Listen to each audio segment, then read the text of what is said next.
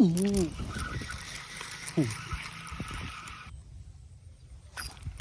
เรียบร้อยกันได้หลายเติบอยู่เนาะหลายคนก็ว่ามาซ้ำไม้เก่าดูทำได้ก็สิมาซ้ำให้เบิ่งอยู่แต่ว่าบ่ฮู้ว่าสิได้บ่แหล้วมื้อนี้เอาไปปักลาย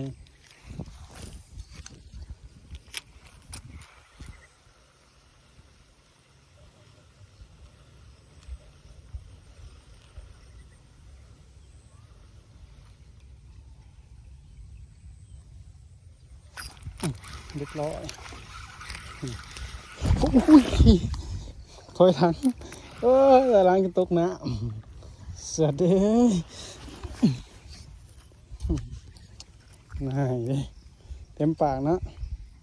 ต่อเรื่อยเริ่มเอามาแล้ว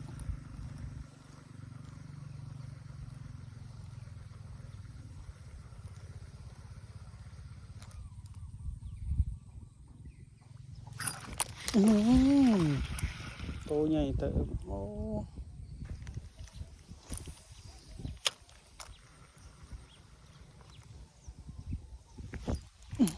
อยู่ตัวที่สองกัดจนได้เนาะเต็มปากเยอะตัวนี้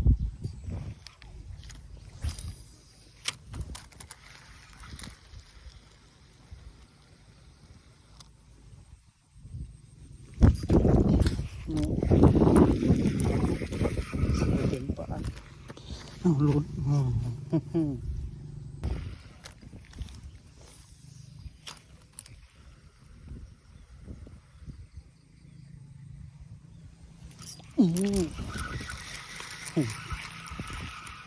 สวย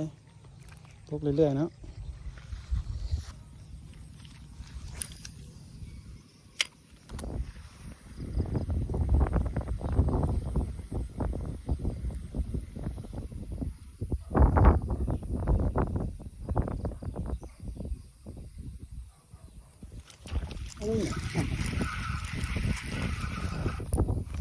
ใส่น้ำเนาะ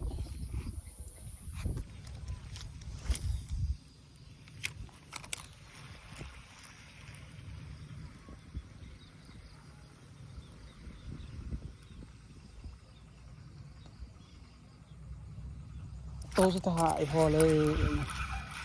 เมื่อกันบ่เมื่อก็ได้เดี๋ยวสิไปต่อลงในน้องลุมตะเวนไก่ตกดินละน้องนี่พอก่อนมือหนา